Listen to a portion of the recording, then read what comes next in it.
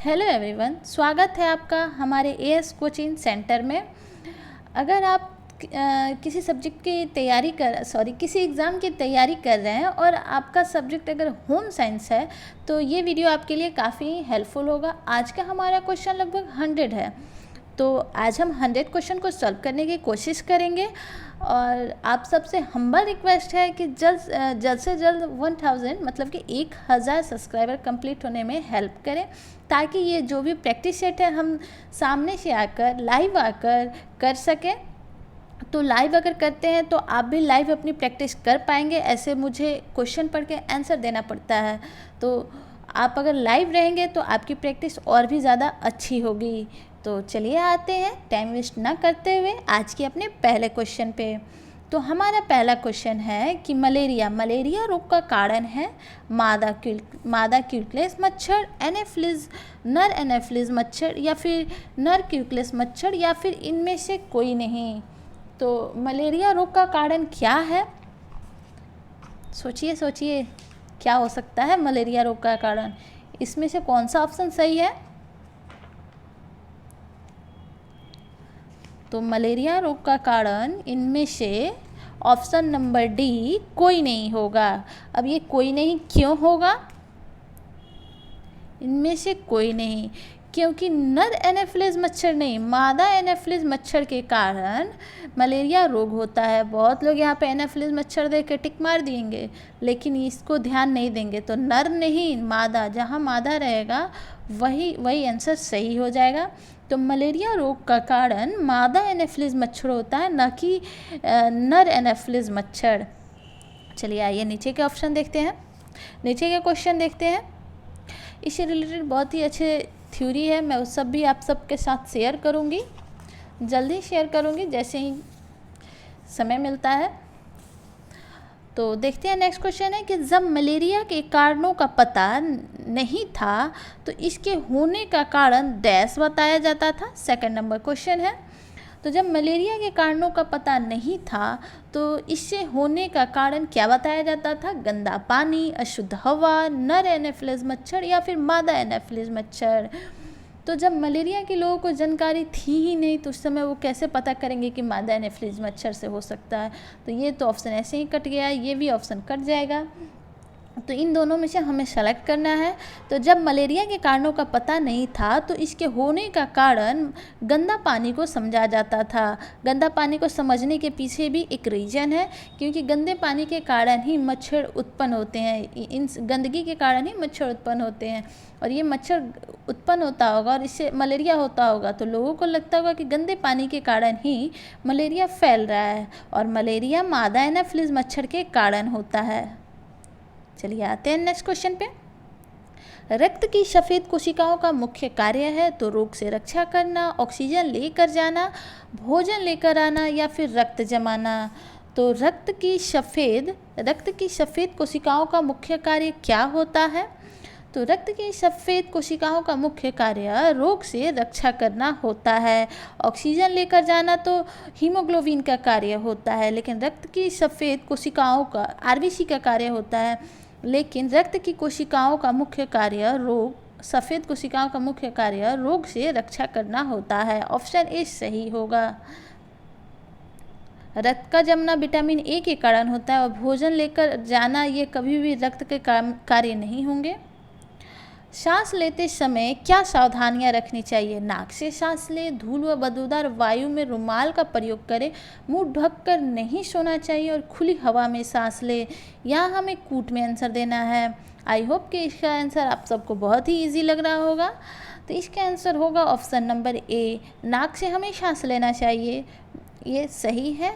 धूल व बदबूदार वायु में अगर हम रुमाल नहीं रखेंगे अपने नाक पे, मुंह पे, तो हमें वहाँ पे सांस लेने में दिक्कतें आएंगी। तो ये भी सही है। मुंह ढक के हमें नहीं सोना चाहिए, ये भी सही है। और खुली हवा में तो हमें सांस लेनी ही चाहिए, तो ये भी सही है। चलिए आते हैं नेक्स्ट क्वेश्चन पे। धूम्रपान उपयोग करने पर होने वाली प्रतिक्रिया है तो क्या होता है? गले में जलन, खांसी, दमा या फिर रोग का भय। यहाँ भी हमें कूट में आंसर देना है। क्वेश्चन नंबर 5 का क्वेश्चन नंबर 5 का आंसर हो जाएगा ऑप्शन ए। धूम्रपान का उपयोग करने से गले में जलन होती ही है। अक्सर आपने देखा होगा जब भी जहाँ लिखा रहता है नो स्मोकिंग पर ऐड आता है ना, वहाँ पे दिखाता है खांसना, तो खांसी भी आती है, रोग का भय रहता ही है, एंड दमा रोग भी लोगों को हो सकती है। तो चलते हैं नेक्स्ट क्वेश्चन पे। नेक्स्ट क्वेश्चन है कि वह क्रिया जिसके द्वारा शरीर के आंतरिक और बाहरी अंगों को क्रियाशील बनाया जाता है वह कौन सी है? तो विश्राम, व्यायाम, निद्रा या फिर कोई नहीं। तो क्वेश्चन नंबर 6 का आंसर क्या होगा? ये इससे रिलेटेड तो मैंने क्वेश्चन कई बार करा रखा है, तो ये हो जाएगा व्यायाम। व्यायाम करने से शरीर के आंतरिक और बाहरी अंग क्रियाशील रहते हैं। विश्राम से नहीं होते, ना ही निद्रा से होते हैं। नेक्स्ट क्वेश्चन पे आते हैं। कौन सा रोग संक्रामक रोग है? और यहाँ पे हमें कूट में आंसर देना है। तो चेचक है, हैजा है, इन्फ्लुएंजा है। एक कवर हो गया, मैं उसे देख के बता देती हूँ। तो क्वेश्चन नंबर 7 का आंसर क्या होगा? नीचे कूट दिया हुआ है, आप आंसर देने की कोशिश करें। तो चेचक है, हैजा है और यहाँ पे पेचिश लिखा हुआ है, और ये इन्फ्लुएंजा है। तो कौन सा रोग संक्रामक रोग है? चेचक, हैजा, पेचिश या फिर इन्फ्लुएंजा? कूट में हमें आंसर देना है। तो 7 नंबर का आंसर हो जाएगा ऑप्शन नंबर ए। ये सारे ही संक्रामक रोग हैं, चाहे वो चेचक हो, हैजा हो, इन्फ्लुएंजा हो या फिर पेचिश हो।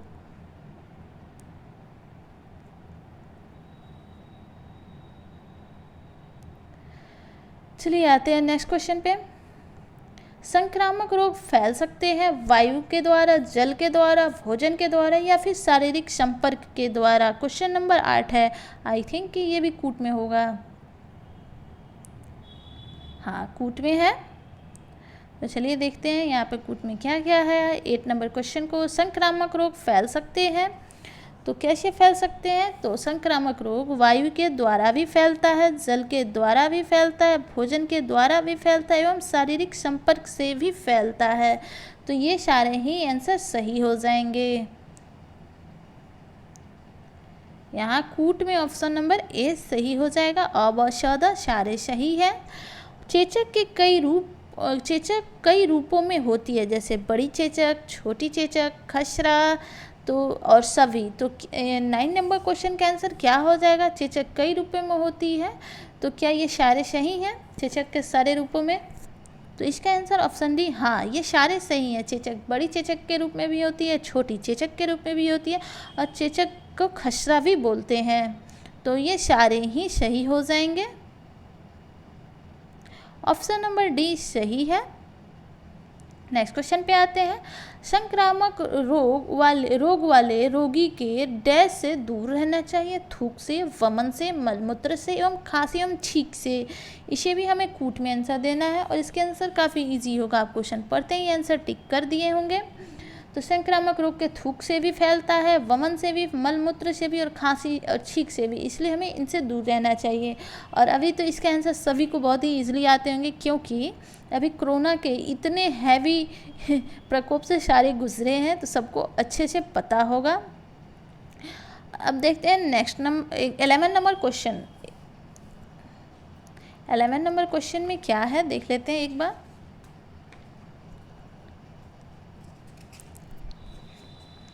अलेवन नंबर क्वेश्चन में है कि चेचक रोग के मुख्य लक्षण है। तो चेचक रोग के मुख्य लक्षण क्या है? तो आँख से पानी का आना, शरीर पर दाने आना, हल्का ज्वर या फिर सभी। तो चेचक रोग के मुख्य लक्षण क्या है? तो ये होंगे ऑप्शन नंबर डी। आँख से पानी भी आती है, शरीर पे दाने भी निकलते हैं, हल्की फीवर भी रहती है। तो ये सारे ही चेचक रोग के मुख्य लक्षण के अंतर्गत आ जाएंगे। नेक्स्ट क्वेश्चन देखते हैं कि किन लक्षणों से मलेरिया रोग पहचाना जा सकता है? कपकपी के साथ बुखार, नियमित रूप से बुखार, नाक का बहना एवं छींक का आना। यहाँ हमें कूट में आंसर देना है। तो क्वेश्चन नंबर 12 का आंसर क्या हो जाएगा? तो इसका आंसर हो जाएगा ऑप्शन नंबर सी, अ और ब दोनों। तो अ में आ जाते हैं कपकपी के साथ बुखार एवं नियमित रूप से बुखार, ये दोनों नहीं होंगे। तो सिर्फ यही आंसर होगा, कपकपी के साथ बुखार एवं नियमित रूप से बुखार। नेक्स्ट क्वेश्चन पे आते हैं। क्लोरोक्वीन एवं कैमोक्वीन किस रोग की दवा है? हैजा की, मलेरिया की, चेचक की या फिर कोई नहीं? तो क्लोरोक्वीन एवं कैमोक्वीन किस रोग की दवा है? तो ये है ऑप्शन नंबर बी, मलेरिया की। क्लोरोक्वीन एवं कैमोक्वीन मलेरिया रोग की दवा है। ये क्वेश्चन पूछा गया है, इसलिए मैं इस पर ज़्यादा फोकस कर रही हूँ। और इसमें जो भी इस PDF में क्वेश्चन डाले गए हैं सारे ही आपके एग्ज़ाम के पॉइंट ऑफ व्यू से बहुत ही ज़्यादा इम्पोर्टेंट है। अगर 100 करके मेरे अगर 400 या 500 क्वेश्चन कंप्लीट हो जाते हैं तो मैं कभी कोशिश करूंगी कि हम 500 क्वेश्चन को एक साथ फिर लाया जाए। और भगवान की कृपा से अगर 1000 सब्सक्राइबर हो जाते हैं तो उन 500 क्वेश्चन को, अभी ये क्वेश्चन को आप अच्छे से देखिए, पढ़िए, सुनिए, और फिर जब अगर 1000 सब्सक्राइबर हो जाते हैं तो 500 क्वेश्चन को हम एक साथ बैठकर सॉल्व करने की कोशिश करेंगे लाइव। चलिए नेक्स्ट क्वेश्चन पे आते हैं। सुविधा के अनुसार घर की सफाई कितने समय के बाद की जाती है? दैनिक, साप्ताहिक, मासिक या फिर वार्षिक? यहाँ हमें कूट में आंसर देना है। तो 40 नंबर क्वेश्चन का आंसर हो जाएगा ऑप्शन नंबर ए। इसका भी आंसर आप लोगों के लिए देना काफ़ी इजी होगा क्योंकि ये हमारे दैनिक कार्य से जुड़ा हुआ है। तो सुविधा के अनुसार घर की सफाई हम दैनिक भी करते हैं, हर रोज़ कुछ ना कुछ करते ही हैं, कुछ साप्ताहिक भी करते हैं, कुछ मासिक भी करते हैं, कुछ वार्षिक भी करते हैं। वार्षिक जैसे कि दीपावली, होली, इन सब फेस्टिवल में हम पूरा अच्छे से घर की सफाई करते हैं। मासिक जो हमें छूट जाते हैं साप्ताहिक से, उन सफाई को हम मासिक में कर लेते हैं। और साप्ताहिक जो हम दैनिक में नहीं कर पाते हैं वैसी सफाई साप्ताहिक में करते हैं। चलिए आते हैं नेक्स्ट क्वेश्चन पे। जल हमें डैश स्रोत से प्राप्त होता है? वर्षा से, नदियों से, कुएं तालाब से या फिर झरने से? तो जल हमें किन स्रोतों से प्राप्त होता है? इसका आंसर भी हमें कूट में देना है। आई होप कि ये क्वेश्चन का आंसर भी आपके लिए काफ़ी इजी होगा। तो जल इन सभी से प्राप्त होता है। वर्षा की जल से भी हमें प्राप्त होता है और सबसे शुद्ध जल कौन सा होता है? तो वर्षा का होता है। नदियाँ से भी, पहले ज़माने में लोग नदियाँ, कुएँ, तालाब, झरने की पानी का इस्तेमाल किया करते थे, तो इन सब से भी हमें जल की प्राप्ति होती है। चलिए आते हैं नेक्स्ट क्वेश्चन पे।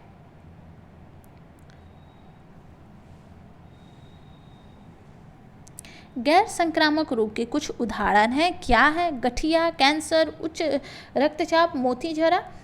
यहाँ हमें कूट में आंसर देना है।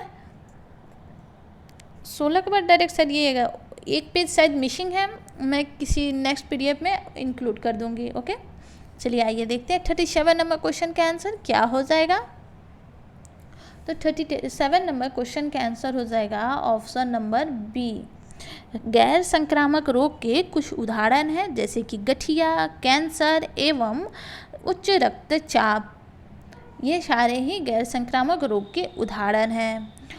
नेक्स्ट क्वेश्चन है कि रोगाणु फैलने के माध्यम है, तो क्या है रोगाणु फैलने के माध्यम? रोगाणु फैलने के क्या माध्यम है? मक्खी, मच्छर, संपर्क, निद्रा या फिर चाय? 38 नंबर क्वेश्चन का आंसर क्या हो सकता है? एक मिनट, क्वेश्चन को थोड़ा मैं अच्छे से देख लूँ, एक ऑप्शन क्लियरली पता नहीं चल रहा है।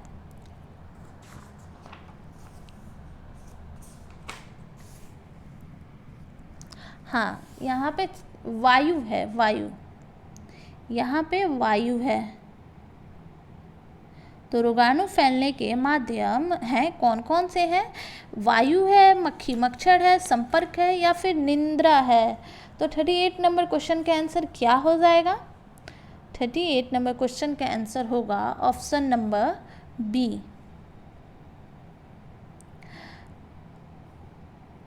हाँ, निद्रा नहीं आएगा, वायु आएगा। रोगाणु फैलने के माध्यम में मक्खी और मच्छर से भी फैलते हैं, संपर्क से भी फैलते हैं, निद्रा से नहीं फैलते क्योंकि ये आराम की अवस्था होती है। वह भोजन जिसे हम प्रदूषित करते हैं, प्रदूषित कहते हैं, उसमें डैश उपस्थित होता है? पानी, ताप, रोगाणु या फिर कोई नहीं? इस क्वेश्चन का आंसर देना भी आप सबके लिए बहुत ही ज़्यादा ईजी होगा। तो वह भोजन जिसे हम प्रदूषित कहते हैं उसमें रोगाणु उपस्थित होते हैं, इसी कारण तो हम उसे प्रदूषित भोजन कहते हैं। पानी से तो हम खाने को बनाते हैं, ताप देकर भी हम खाने को पकाते हैं। नेक्स्ट क्वेश्चन पे आते हैं। रोगी द्वारा उपयोग वस्तु को छूने से डैश होने का कारण डैश हो जाने के कारण हमें रोग हो सकता है? प्रत्यक्ष संपर्क, अप्रत्यक्ष संपर्क, केवल प्रत्यक्ष संपर्क या फिर केवल अप्रत्यक्ष संपर्क या फिर और व दोनों। तो क्या होगा 40 नंबर क्वेश्चन का आंसर? तो 40 नंबर क्वेश्चन का आंसर हो जाएगा ऑप्शन नंबर बी, अप्रत्यक्ष संपर्क। रोगी द्वारा उपयोग वस्तु को अगर हम छूते हैं तो वो अप्रत्यक्ष संपर्क के अंतर्गत आता है, जिससे हमें रोग हो सकता है। नेक्स्ट क्वेश्चन पे आते हैं। जब जबड़े ऐंठने लगता है तो डैश होने का शंका बढ़ जाता है? लकवा, टिटनेस, गलसुआ या फिर इनमें से कोई नहीं। तो जब जबड़े ऐंठने लगता है तब हमें टिटनेस होने का शंका बढ़ जाता है। यहाँ टिटनेस आपको शायद फ्रेश नहीं दिख रही है तो मैं लिख देती हूँ टिटनेस होने का शंका बढ़ जाता है। जब जबड़े में ऐंठन महसूस हो तो टिटनेस होने का शंका बढ़ जाता है। चलिए आते हैं नेक्स्ट क्वेश्चन पे।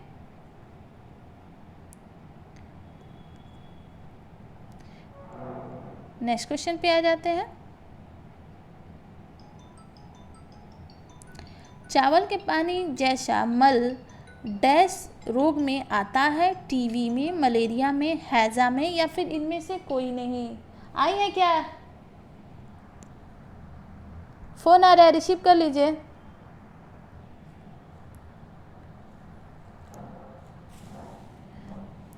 चावल के पानी जैसा मल डैश रोग में आता है? टीबी में, मलेरिया में, हैजा में या फिर इनमें से कोई नहीं। तो 42 नंबर क्वेश्चन का आंसर हो जाएगा ऑप्शन नंबर सी, हैजे में चावल के पानी जैसा मल आता है। और ये क्वेश्चन पूछा जा चुका है, तो आप इस क्वेश्चन को ध्यान में रखेंगे और इस पे स्टार मार्क लगा लेंगे, इस पे स्टार मार्क लगा लेंगे। नेक्स्ट क्वेश्चन पे आते हैं। पीलिया का दूसरा नाम है हेपेटाइटिस, तपेदिक, हैजा या फिर कोई नहीं। तो पीलिया को दूसरा नाम कौन सा है? किस नाम से क्वेश्चन पूछा जाता है अक्सर। तो पीलिया का दूसरा नाम ऑप्शन ए हेपेटाइटिस होगा। नेक्स्ट क्वेश्चन पे आते हैं। उद्भव अवधि में होती है? 1 मिनट, हम इस क्वेश्चन को थोड़ा अच्छे से देख लेते हैं।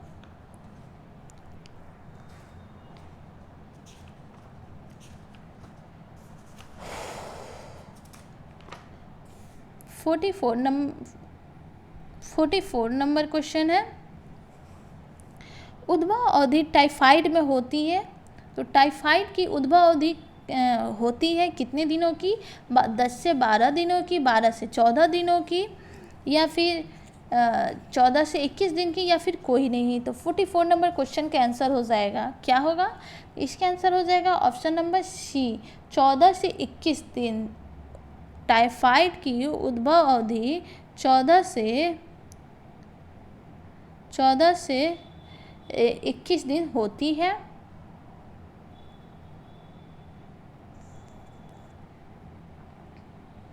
टाइफाइड की उद्भव अवधि 14 से 21 दिन होती है। 45 नंबर क्वेश्चन हम देख लेते हैं।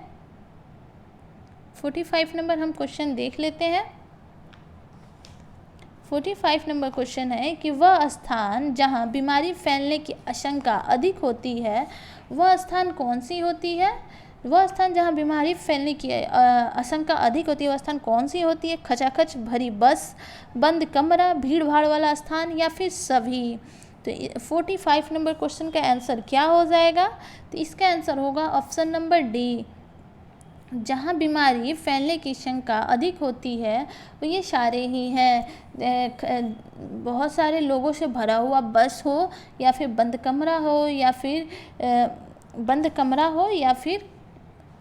45 नंबर बंद कमरा हो या फिर भीड़ भाड़ वाले स्थान। अभी कोरोना काल में आप सभी ने देखा होगा कि इस सारी जगह पे जाना मना था, जहाँ भीड़ भाड़ हो, जहाँ खचाखच कमरा हो या फिर काफ़ी टाइम से बंद कमरा हो।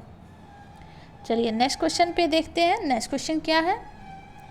एड्स का पूरा नाम क्या है? Acquired immunodeficiency syndrome, always डिसडस डिबेलिंग स्लफ केवल ब और ब दोनों या फिर इनमें से कोई नहीं। तो इस क्वेश्चन का आंसर देना भी आप लोगों के लिए काफ़ी इजी होगा। 46 नंबर क्वेश्चन का आंसर हो जाएगा ऑप्शन नंबर ए। एड्स का पूरा नाम होता है acquired immunodeficiencies syndrome. Next question पे आते हैं। लगभग 50 क्वेश्चन कंप्लीट होने वाले हैं। एड्स रोग फैलने का कारण हो सकता है हाथ से छूने से, एक साथ में खाना खाने से, संक्रमित सुइयों से या फिर इनमें से कोई नहीं। तो 47 नंबर क्वेश्चन का आंसर क्या होगा?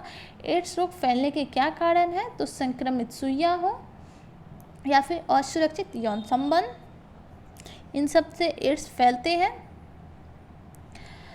एड्स का विस्तार कभी नहीं हो सकता रक्त चढ़ाने की क्रिया से, यौन संबंध से, छींकने से, उबासी लेने से। तो यहाँ हमें कूट में आंसर देना है। यहाँ हमें कूट में आंसर देना है। एड्स का विस्तार का कारण कौन सा नहीं हो सकता है? 48 नंबर क्वेश्चन का आंसर हो जाएगा ऑप्शन नंबर सी। छींकने से कभी एड्स नहीं फैलता, ना ही उबासी लेने से। अभी हमने कहा ना, संक्रमित सुइयों से, रक्त चढ़ाने से, संक्रमित सुइयों के द्वारा रक्त चढ़ाने से, या फिर एड्स जिसको हुआ है उसका ब्लड चढ़ाने से, या फिर असुरक्षित यौन संबंध से एड्स फैलने का खतरा रहता है। नेक्स्ट क्वेश्चन पे आते हैं। वह रोग जो एक व्यक्ति से दूसरे व्यक्ति में फैलता है उसे डैश कहते हैं? संक्रामक, गैर संक्रामक, या फिर केवल संक्रामक, केवल गैर संक्रामक, या फिर दोनों, या फिर इनमें से कोई नहीं। तो 49 नंबर क्वेश्चन का आंसर क्या हो जाएगा? वह रोग जो एक व्यक्ति से दूसरे व्यक्ति में फैलता है उसे क्या कहते हैं? तो उसे हम संक्रामक रोग कहते हैं। ऑप्शन ए सही होगा। नेक्स्ट क्वेश्चन पे आते हैं कि प्रत्यक्ष संपर्क के कुछ उदाहरण हैं। रोगी से हाथ मिलाना, रोगी के बिस्तर पर बैठना, रोगी को प्यार करना, सभी। तो प्रत्यक्ष संपर्क के कुछ उदाहरण हैं, कौन से हैं? 49 नंबर क्वेश्चन का आंसर क्या हो जाएगा? तो प्रत्यक्ष संपर्क के कुछ उदाहरण इनमें से कौन से हैं? यहाँ सभी गड़बड़ करेंगे। प्रत्यक्ष संपर्क के कुछ उदाहरण में आएंगे रोगी से हाथ मिलाना, ये प्रत्यक्ष में आएंगे। सभी हम नहीं यहाँ लगाएंगे क्योंकि रोगी के बिस्तर पर बैठना अप्रत्यक्ष संपर्क आ गया। रोगी को प्यार करना अप्रत्यक्ष संपर्क में आ गया, लेकिन हम रोगी को टच करते हैं वहाँ ये प्रत्यक्ष संपर्क में आता है। अभी हमने इससे पहले एक क्वेश्चन देखा था ना, वहाँ मैंने आपको क्लियर किया था। नेक्स्ट क्वेश्चन पे आते हैं कि अप्रत्यक्ष संपर्क भी एक स्वस्थ व्यक्ति को रोगी बना सकता है, वो कौन सा है? देखिए फिर से आ गया। अप्रत्यक्ष संपर्क के बारे में पूछ रहा है तो रोगी की कंघी का उपयोग करना ये आता है, रोगी का रुमाल का उपयोग करना ये भी आएगा, रोगी के पुस्तक पढ़ता हो, रोगी के पुस्तक को पढ़ना ये भी आएगा। तो यहाँ सभी हो जाएगा option number D. 51 number question का आंसर ऑप्शन नंबर डी हो जाएगा। रोगी, अगर जहाँ रोगी को हम डायरेक्टली टच नहीं करते वो अप्रत्यक्ष में आ जाएगा, अगर हम रोगी को डायरेक्टली टच करते हैं तो वो प्रत्यक्ष में आएगा। नेक्स्ट क्वेश्चन पे है 52 नंबर क्वेश्चन। तो खांसी के साथ सांस का अचानक लिया जाना जिससे एक विशिष्ट किस्म की आवाज़ निकलती है, इस लक्षण को डैश रोग का नाम देते हैं? तपेदिक, काली खांसी, खांसी जुकाम, या फिर बुखार। तो 52 नंबर क्वेश्चन का आंसर क्या हो जाएगा? खांसी के साथ अचानक लिया जाना, खांसी के साथ सांस का अचानक लिया जाना जिससे एक विशिष्ट किस्म की आवाज़ निकलती है, इस लक्षण को हम काली खांसी कहते हैं। ऑप्शन बी सही होगा। नेक्स्ट क्वेश्चन पे आते हैं। गले में सूजन और दर्द, निगलने में कठिनाई, तेज बुखार व सांस लेने में कठिनाई, यह रोग किसका है? गलसुआ का है, डिप्थीरिया का है, हैजा का है, या फिर इनमें से कोई नहीं। तो 53 नंबर क्वेश्चन का आंसर क्या हो जाएगा? इसका आंसर हो जाएगा ऑप्शन नंबर डी, डिप्थीरिया।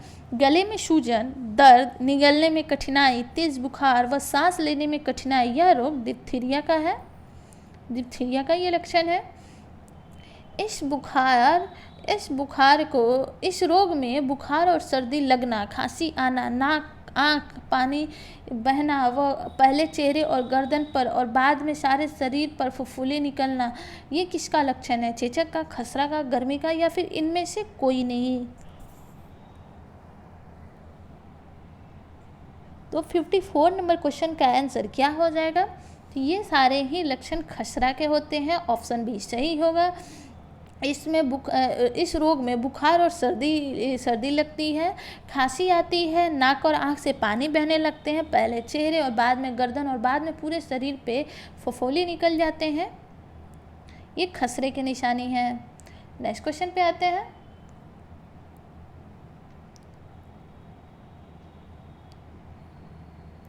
हल्का बुखार दोदोरे पहले सीने पर दिखाई पड़ते हैं, दोदोरे में पस आ जाते हैं, पस मतलब पिब। यह किसके लक्षण है? खसरा के, चेचक के, गर्मी के, या फिर इनमें से कोई नहीं।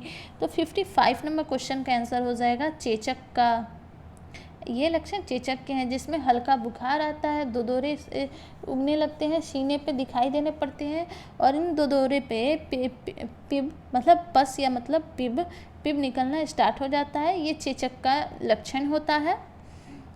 इस रोग में लार ग्रंथियों के आकार में वृद्धि, कानों के नीचे दर्द और सूजन, यह है डिप्थीरिया के, काली खांसी के एवं गलसुआ के, या फिर इनमें से कोई नहीं। तो 56 नंबर क्वेश्चन का आंसर हो जाएगा ऑप्शन नंबर सी, गलसुआ।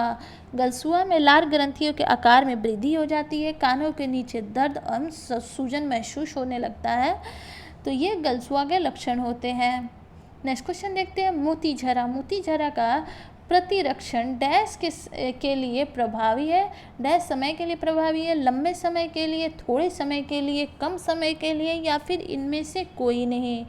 तो ये इसके हो जाएंगे आंसर ऑप्शन नंबर सी, कम समय के लिए। मोतीझरा का प्रतिरक्षण कम समय के लिए प्रभावी होता है। नेक्स्ट क्वेश्चन पे आते हैं। कुछ रोग ऐसे हैं जिनके लिए यदि ठीक समय पर प्रतिरक्षण ले लिया जाए तो जीवन भर रोग से सुरक्षा मिल जाती है। तो कौन से ऐसे हैं? यहाँ हमें कूट में आंसर देना है। खसरा है, तपेदिक है, काली खांसी है, पोलियो है।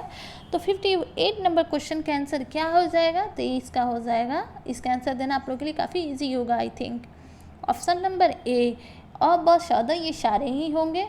खसरा, तपेदिक, काली खांसी एवं पोलियो, इन सारे के ही प्रतिरक्षण अगर हम ले लेते हैं तो हमें इनसे जीवन भर सुरक्षा मिलती है। नेक्स्ट क्वेश्चन पे आते हैं।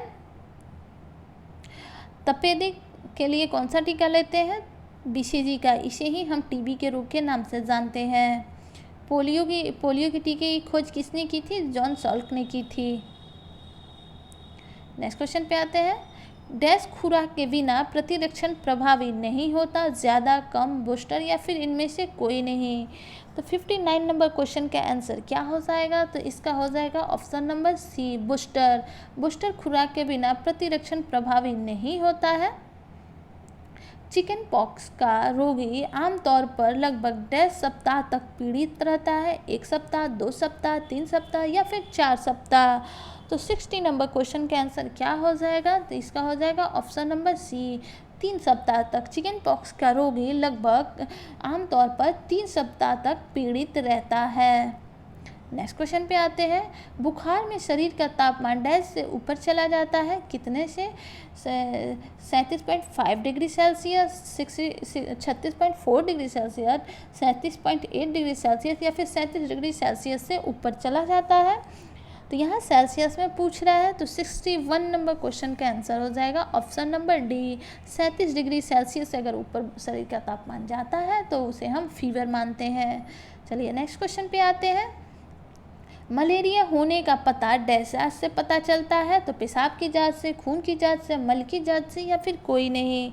तो मलेरिया होने का पता हमें ब्लड जांच से मिलता है, खून की जांच करवाने से हमें मलेरिया रोग का पता चलता है। खुजली की बीमारी फैल सकती है कीट के काटने से, कुत्ते के काटने से, संक्रमित व्यक्ति के संपर्क में आने से, या फिर भोजन से। तो खुजली 63 नंबर क्वेश्चन का आंसर हो जाएगा कि खुजली की बीमारी फैल सकती है तो संक्रमित व्यक्ति के संपर्क में आने से। ऑप्शन नंबर सी सही हो जाएगा। नेक्स्ट क्वेश्चन पे आते हैं। एक व्यक्ति जो दस्त से त्रस्त है उसे जरूर देना चाहिए पीने के लिए द्रव, थोड़ी थोड़ी देर में द्रव, या फिर नमक और चीनी वाला बहुत सारा पानी या फिर कोई नहीं। तो 64 नंबर क्वेश्चन का आंसर क्या हो जाएगा? तो इसका आंसर हो जाएगा नमक और चीनी वाला पानी। इसे ही हम जीवन रक्षक घोल भी के नाम से भी जानते हैं। चलिए नेक्स्ट क्वेश्चन है कि 1.5 माह से 9 माह के बीच शिशु को लगने वाले टीकों में से हैं कौन से हैं? बीसीजी का टीका, डीपीटी का टीका, खसरे का टीका, चेचक का टीका। यहाँ हमें कूट में आंसर देना है। तो 65 नंबर क्वेश्चन का आंसर क्या हो जाएगा? तो 1.5 माह से लेकर 9 माह के बीच में लगने वाले टीके में आ जाते हैं बीसीजी एवं डीपीटी का टीका। नेक्स्ट क्वेश्चन पे आते हैं, खसरे का टीका लगने का समय है जब शिशु 10 माह का हो। तो 66 नंबर क्वेश्चन का आंसर क्या होगा? तो इसका आंसर हो जाएगा 9 से 12 माह का हो, इसलिए यहाँ पे खसरे को टिक नहीं किया गया है। बीसीजी का टीका जन्म के तुरंत बाद लगा दिया जाता है एंड डीपीटी का टीका 9 माह के अंदर लगाया जाता है, इसलिए इन दोनों को टिक किया गया है। खसरे का टीका 9 से 12 माह के बीच के लगता है। नेक्स्ट क्वेश्चन पे आते हैं, पोलियो का हमने देखा था, पोलियो का पता चल जाएगा। पोलियो की खुराक, पोलियो का टीका नहीं लगता, पोलियो को मुंह से दिया जाता है। तो पोलियो का खुराक का समय है 3 से 6 माह, 6 से 9 माह, 9 से 12 माह या फिर उपयुक्त सभी। तो 67 नंबर क्वेश्चन का आंसर हो जाएगा उपयुक्त सभी। पोलियो की खुराक का समय 3 से 6 माह, 6 से 9 माह एंड 9 से 12 माह का होता है। चलिए नेक्स्ट क्वेश्चन पे आते हैं, बच्चे को पोलियो की अंतिम बूस्टर खुराक डैश उम्र में दी जाती है? 2 से 3 माह, 3 से 4 वर्ष, 2 से 3 वर्ष, 3 से 4 वर्ष, 5 से 6 वर्ष या फिर 6 से 7 वर्ष। तो 68 नंबर क्वेश्चन का आंसर हो जाएगा क्या होगा? ऑप्शन नंबर सी 5 से 6 वर्ष। 5 से 6 वर्ष पोलियो की अंतिम बूस्टर खुराक बच्चों को दी जाती है। स्थिर इकट्ठे हुए पानी पर डैश डालना चाहिए जिससे मच्छर पनप न पाए? तो पत्ते, दाने, मिट्टी का तेल या फिर इनमें से कोई नहीं। तो 69 नंबर क्वेश्चन का आंसर हो जाएगा क्या? ये भी आंसर, इसका भी आंसर काफ़ी इजी है, आप सब ऑलरेडी दे चुके होंगे, मिट्टी का तेल। मिट्टी के तेल डालने से इकट्ठे हुए पानी पे मच्छर नहीं पनप पाता है। पायरिया नामक रोग शरीर के किस भाग में होता है? ये इसका आंसर भी बहुत ही ज़्यादा इजी है। तो अमाशय, दांत, बाल या फिर नाखून। तो पायरिया नामक रोग दांत में होते हैं। डैश एक प्रकार का आँख रोग है? ट्रोकोमा, एक्जिमा, टीबी या फिर इनमें से कोई नहीं। तो इसका आंसर भी आई थिंक कि ईजी है, आप सबके लिए होना चाहिए ईजी। तो 71 नंबर क्वेश्चन का आंसर हो जाएगा ट्रोकोमा। एक्जिमा स्किन डिजीज है। टीबी तपेदिक को बोलते हैं, ये आप सबको पता होगा। ट्रोकोमा होगा ऑप्शन ए। ट्रोकोमा एक प्रकार का आँख का रोग होता है। एक्जिमा बीमारी होती है फल, फूल, त्वचा या फिर, अभी तो मैंने इसका आंसर दे दिया ना 72 नंबर क्वेश्चन का आंसर। तो इसका आंसर होगा एक्जिमा त्वचा का रोग है। बैसिलस कैलेमिटी गुरीन वैक्सीन का उपयोग डैश बीमारी के इलाज में किया जाता है? हैजा में, टीबी में, चेचक में या फिर इनमें से कोई नहीं। तो 75 नंबर क्वेश्चन का आंसर हो जाएगा कि बैसिलस कैलेमिटी गुरीन वैक्सीन का उपयोग हैजे की बीमारी में किया जाता है। ऑप्शन ए सही होगा। चलिए नेक्स्ट पे आते हैं कि पोलियो वैक्सीन का आविष्कार किसने किया था? इसका आंसर मैंने बहुत ही पहले दे रखा है। 74 नंबर क्वेश्चन का आंसर हो जाएगा जॉन सॉल्क ने पोलियो वैक्सीन का खुराक का आविष्कार किया था। पोलियो वैक्सीन का आविष्कार किया था। चलिए नेक्स्ट क्वेश्चन पे आते हैं,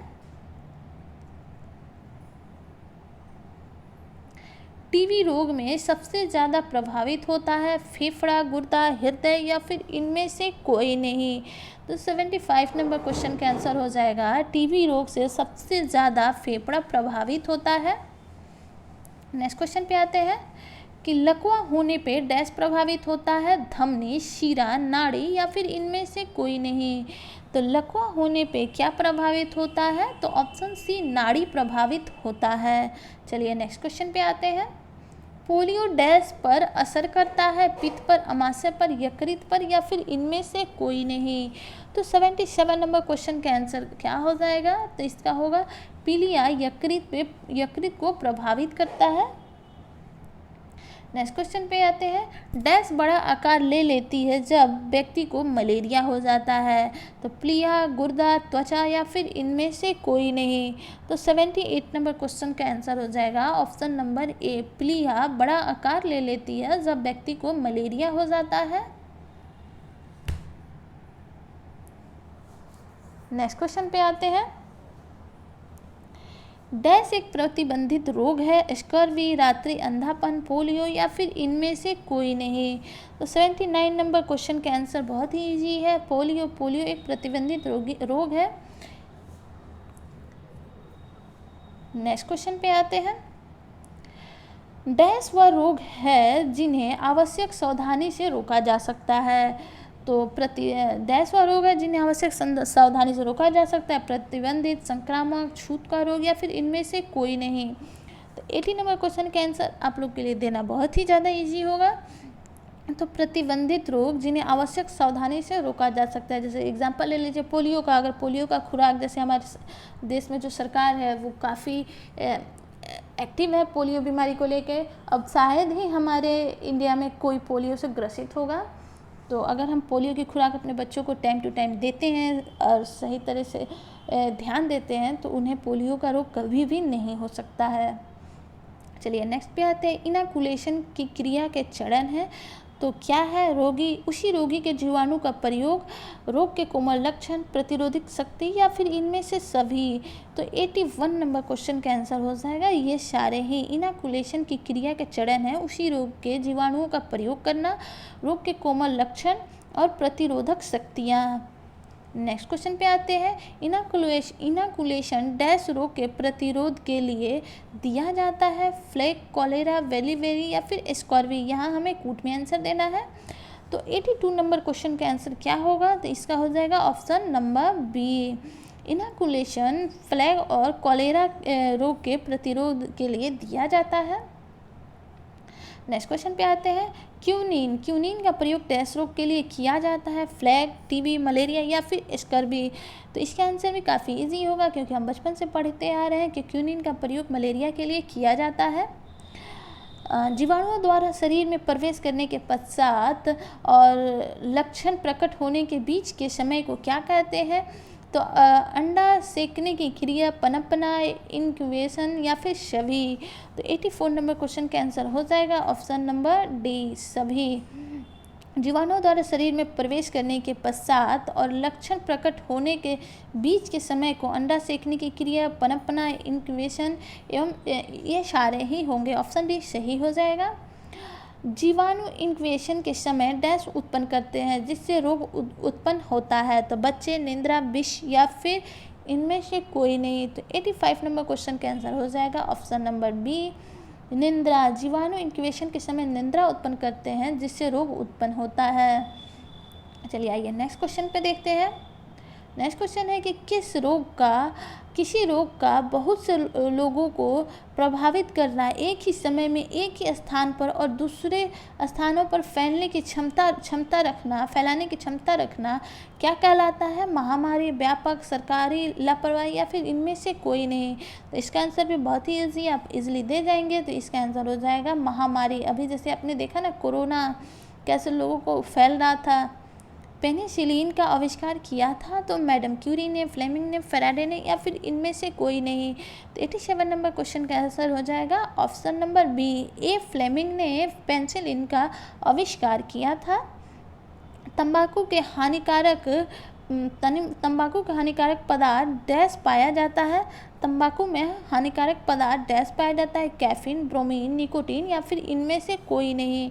तो तंबाकू के हानिकारक पदार्थ कौन से हैं? तो वो होता है निकोटीन। ऑप्शन सी सही हो जाएगा। स्पेक्ट्रोमाइकस एक डैश है। एक नंबर ये क्वेश्चन, 1 मिनट, ये क्वेश्चन हम थोड़ा फिर से देख लेते हैं। 89 नंबर। तो स्पेक्ट्रोमाइसिन एक डैश है, तो क्या है? जुलाब है, रंग के कण है, एंटीबायोटिक है या फिर इनमें से कोई नहीं। तो स्पेक्ट्रोमाइसिन एक क्या है? तो 89 नंबर क्वेश्चन का आंसर हो जाएगा ऑप्शन नंबर सी, एंटीबायोटिक है। स्पेक्ट्रोमाइसिन एक एंटीबायोटिक है। ऑप्शन नंबर सी सही होगा। चलिए नेक्स्ट क्वेश्चन पे आते हैं। जीवाणु का सिद्धांत डैश ने बताया था, नेपियर ने, जे लिस्टर ने, FC यूरे ने या फिर एल पास्चर ने। तो 90 नंबर क्वेश्चन का आंसर हो जाएगा ऑप्शन नंबर बी, जे लिस्टर ने। जीवाणु का सिद्धांत जे लिस्टर ने बताया था। नेक्स्ट क्वेश्चन पे आते हैं। इस प्रक्रिया में बैक्टीरिया, जीवाणु, कीड़े मकोड़े जहरीली गैस व धुएं से मारे जाते हैं। कौन सी प्रक्रिया है? अंगीठी जलाना, कपूर जलाना, धुआं देकर शुद्धिकरण करना या फिर इनमें से कोई नहीं। तो इसके आंसर हो जाएगा ऑप्शन नंबर सी, धुआं देकर शुद्धिकरण करने से बैक्टीरिया, जीवाणु, कीड़े मकोड़े जहरीली गैस और धुएं मारे जाते हैं। पायरिया रोग है, तो इस क्वेश्चन को हमने एक बार पहले भी देख रखा है। पायरिया रोग दांतों का रोग है। सुबह उठकर मुंह धोने के कारण हो सकता है नींद खत्म, पसीना, चिकनाई हटाना, ताजगी का एहसास या फिर सभी। तो 93 नंबर क्वेश्चन का आंसर हो जाएगा ऑप्शन नंबर डी, ये सारे ही हो सकते हैं। मुंह धोने का मतलब ब्रश करना नहीं, मुंह धोने का मतलब पूरा फेस धोना हो गया। चलिए नेक्स्ट है 94 नंबर क्वेश्चन है। रात्रि की पोशाक होती है पैजामा, नाइटी आदि, क्योंकि यह डैश है, फैशन, ढीले, रिवाज या फिर कोई नहीं। तो इसका आंसर भी काफ़ी इजी है। 94 नंबर क्वेश्चन का आंसर हो जाएगा ढीले। रात्रि के पोशाक पैजामा, नाइटी ये सब क्यों होते हैं? क्योंकि ये ढीले ढाले होते हैं और आरामदायक होते हैं। सूती कपड़े में आमतौर पर बनी रात्रि का पोशाक का कार्य है पसीना सोखना, गतिविधि, फैशन या फिर इनमें से कोई नहीं। तो 95 नंबर क्वेश्चन का आंसर इजीली हो जाएगा ऑप्शन ए, पसीना सोखना। इसीलिए हम गर्मियों में ज़्यादातर कॉटन के कपड़े का इस्तेमाल करते हैं। हम घर साफ रखते हैं क्योंकि मिट्टी और गंदगी के कारण डैश का घर में प्रवेश हो सकता है। तो दुर्गंध का, कीटाणुओं का, वायु में कचरा का या फिर इनमें से कोई नहीं। तो हम घर साफ रखते हैं क्योंकि मिट्टी और गंदगी के कारण डैश का घर में प्रवेश हो सकता है। तो 96 नंबर क्वेश्चन का आंसर हो जाएगा ऑप्शन नंबर बी, कीटाणुओं का। चलिए नेक्स्ट पे आते हैं। अब हम 97 नंबर क्वेश्चन पे पहुंच गए हैं। घर को साफ रखने वाले उपकरण हैं झाड़ू, वैक्यूम क्लीनर, माइक्रोवेव, पोछा, और यहाँ हमें कूट में आंसर देना है। तो 97 नंबर क्वेश्चन का आंसर क्या हो जाएगा? तो इसका हो जाएगा ऑप्शन नंबर सी। तो झाड़ू, घर में झाड़ू, मोटे जो भी गंदगियाँ होती हैं हम झाड़ू से ही निकालते हैं। वैक्यूम क्लीनर, इससे आराम से हम पोछा वगैरह मारते हैं। एंड पोछा भी आ जाएगा। तो झाड़ू, वैक्यूम क्लीनर एवं पोछा और द ये सही है। माइक्रोवेव खाना पकाने के कार्य में आते हैं, किचन में। घर आकर हाथ धोना चाहिए, इसका कारण है कि हाथों में डैश है, सामान पकड़े, गंदगी, जीवाणु, पसीना, इसका भी कूट में आंसर देना है। तो 98 नंबर क्वेश्चन का आंसर क्या हो जाएगा? इसका आंसर हो जाएगा ऑप्शन नंबर डी, क्योंकि इसको अगर हम हटा देते हैं, सामान पकड़े हैं तो क्या हुआ, सामान तो कहीं रख देंगे, लेकिन गंदगी के कारण हमें हाथ धोने चाहिए क्योंकि हम बाहर से हैं, पता नहीं क्या क्या टच करके आए होंगे। जीवाणु, गंदगी का कुछ जीवाणु हमारे हाथ में भी होते हैं, पसीना, इन सब के कारण हमें बाहर से आके हाथ धोना चाहिए। स्नान करने से हम डैश फिर से हो जाते हैं ताज़ा, साफ, गंदे, पागल, यहाँ हमें कूट में आंसर देना है। ऑप्शन भी क्या मज़ेदार दे रखा है, क्या नहाने से कोई पागल हो जाता है? नहाते हम इसीलिए क्योंकि हम गंदगी साफ़ कर सकें। तो ये तो ऐसे ही कट गया, श और द तो ऐसे ही कट गया। यहाँ पे सौदा है, ये कट गया, इसमें भी श है, ये भी कट गया, इसमें भी श है, ये भी कट गया। तो ऑप्शन सी सही हो जाएगा, ताज़ा और साफ फील करते हैं। 99 नंबर क्वेश्चन का आंसर सी हो जाएगा। चलिए नेक्स्ट पे आते हैं। अगर दांत नियमित रूप से साफ नहीं किए जाएं तो डैश हो जाते हैं, दर्द, छेद, बचत या फिर दुर्गंध। अच्छा, दांत नहीं साफ करने से किसका बचत होगा? टूथपेस्ट का बचत होगा क्या? जितने का बचत होगा नहीं उतना लग जाएगा। तो 100 नंबर क्वेश्चन का आंसर हो जाएगा, 100 नंबर क्वेश्चन का आंसर हो जाएगा, इसका एक्चुअली दे भी दिया है, स दे भी दिया है क्योंकि हर एक ऑप्शन में श अवेलेबल है, इसलिए क्वेश्चन के साथ हमें चलिए टूथपेस्ट को मान ही लेते हैं, टूथपेस्ट बच ही जाता है। तो अगर हम नियमित रूप से दांत साफ नहीं करते हैं तो दर्द तो होगा ही, छेद भी होंगे क्योंकि बैक्टीरिया आ जाएंगे, पायरिया रोग हो जाएगी, दुर्गंध भी होगा। तो ये सारे ही ऑप्शन सही माने जाएंगे क्योंकि ऑप्शन के अकॉर्डिंग हमें बचत को भी लेना पड़ रहा है। चलिए, ये थे आज के हमारे क्वेश्चन। वीडियो आपको कैसी लगी, क्वेश्चन आपको कैसे लगे, अच्छे लगे तो प्लीज़ लाइक शेयर सब्सक्राइब ज़रूर करें, क्योंकि आपका एक लाइक, एक शेयर, एक सब्सक्राइब मुझे मोटिवेट करता है, तो मुझे मोटिवेट करते रहें। और जैसे ये सारे क्वेश्चन कंप्लीट हो जाते हैं और भगवान की कृपा और आपके सपोर्ट से अगर 1000 सब्सक्राइबर मुझे मिल जाते हैं तो हम ये सारे ही क्वेश्चन को लाइव प्रैक्टिस करेंगे। तो चलिए मिलते हैं नेक्स्ट वीडियो में। Thanks for watching.